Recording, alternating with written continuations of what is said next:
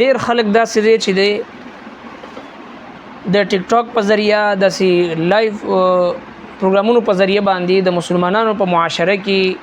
په امت مسلمه کې د امت مسلمه په نوجوانانو کې فحاشي او عریانی او بیرهروي خوري. داسې خلکو لپاره د الله جل شانه د قهر او د غضب نه یریدل پکار دی. ته څنګه پردو زنانو سره پردو لونو خويندو سره لایف راځي او پاغي کې فحش گفتگو کوي.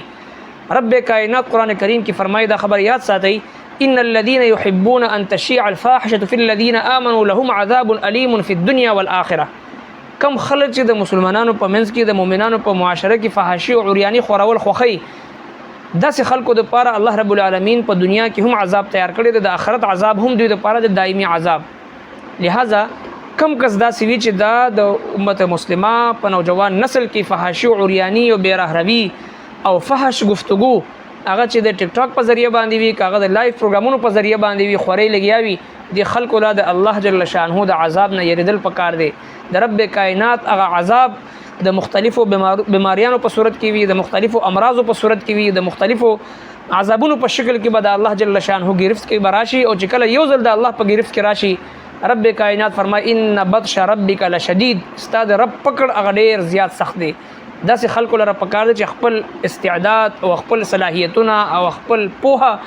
او خپل چې کوم علم ورسره دی او په ټکنالوژي باندې چې کوم پوی دی هغه پکار دی چې د الله د دین د حفاظت لپاره، د الله د دین د نشر او اشاعت لپاره، د حق د خورولو لپاره او د ختم نبوت لپاره، د ناموس رسالت لپاره، د ناموس صحابه لپاره، د دین اسلام د ترویج او د ترقی لپاره چې د خپل صلاحیتونه استعمال کړي. نه دا چې پردو زنانو سره پردو لونو خويندو سره راشي او په لایف باندې فحش گفتگو او فحش غب شپ او فحش چې هغه فحاشي خورول او فحش خبري کول دا د الله تبارک وتعالى د نعمتونو ناقدری او ناشکری ده. رب کائنات ته صلاحیتونه درکړي دي د خبرو د اترو د قتلو او د وینا د اوریدلو او الله تبارک وتعالى ته په ټکنالوژي باندې پوهه درکړي ده. هغه ته اوس دې لپاره استعمالي چې په مسلمانانو کې فحاشي او عریانی خوري لګ د الله جل شانه نه یریدل پکار دي. کاغه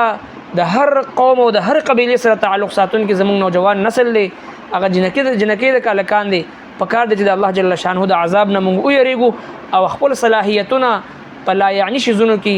او فضول شیزونو کې په فحاشي او عریانی خورولو کې خپل صلاحیت استعمال نکو موږ جون به ختم شي، موږ به فنا شو او کم فحاشي او عریانی چې زموږ د وجه نه خور شوي وي، کم ویډیوګانی او کم داسې سيزونه موږ جوړ کړی وي خور کړی وي هغه به تر قیامت پورې جاری وي. څنګه چې صدقه جاریه وي دغه سي ګناه جاریه زموږ د وجه نه د چا نظر غلط استعمال شي، د چا په ذهن کې غلط سوچ او فکر پیدا شي، د چا په ذهن کې چې د فضول وسوسې راشي او د چا په ذهن کې چې د هغه لا یعنی خبري راشي، فحش ذهن دغه جوړ شي، قیامت پورې دا ګناه جاریه دا به زموږ په کته کې لیکل کېږي او موږ ته دغه عذاب کېږي. رب کائنات موږ او تاسو د فحاشي او عریانی نه حفاظت وکړي.